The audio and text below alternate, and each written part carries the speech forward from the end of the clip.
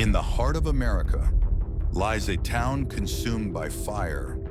What began as a spark beneath the ground turned into a blaze that still burns 60 years later. Centralia, Pennsylvania was built on coal. Not just a town, it was an industry, a livelihood, a way of life buried in black stone. In its peak, it thrived. Over 2,000 residents, 5 hotels, a bustling railroad, and dozens of active coal mines. The earth beneath the town held enough anthracite to power generations, but no one imagined it would become a curse. By the 1950s, demand for coal had dropped. The town began to shrink slowly. Mines were abandoned. Tunnels collapsed.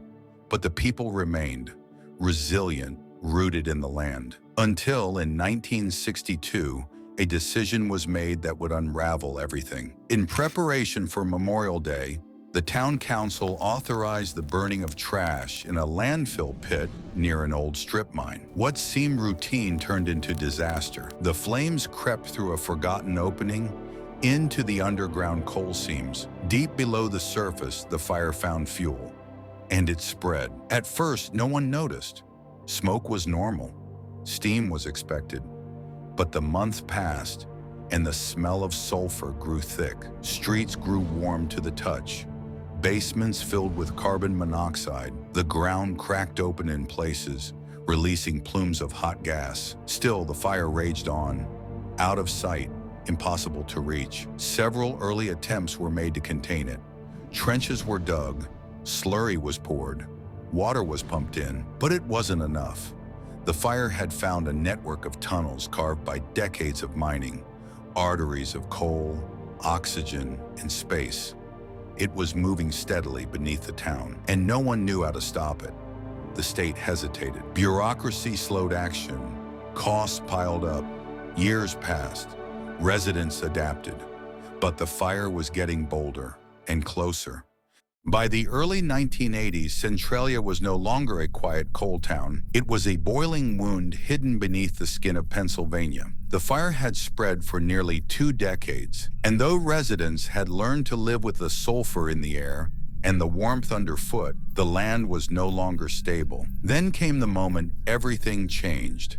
February 14th, 1981. Todd Domboski, a 12-year-old boy, was walking through his grandmother's backyard when the ground gave way beneath him. He dropped into a steaming pit nearly 5 feet wide and 150 feet deep. The air inside was thick with toxic gas, the heat unbearable. He screamed, reached, clung to exposed roots, and just before the hole could collapse completely, his cousin pulled him out, seconds from being lost to the fire below. That moment hit national headlines.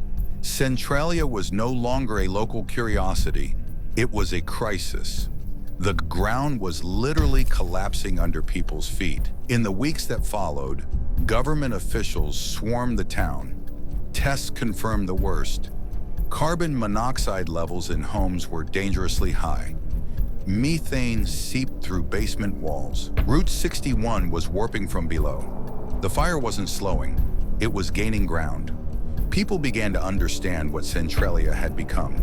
Not a town, but a ticking bomb with no timer, no fuse, and no visible flame. Just heat, pressure, and silence. In 1983, the U.S. government commissioned a study. The conclusion was blunt. Extinguishing the fire was no longer feasible. It would cost over $660 million, and even that couldn't guarantee success. So in 1984, the federal government offered a different solution: leave. A $42 million buyout was launched. Homes would be purchased, residents relocated. Centralia would be erased. Many families, exhausted and afraid, accepted. It wasn't just about the fire anymore.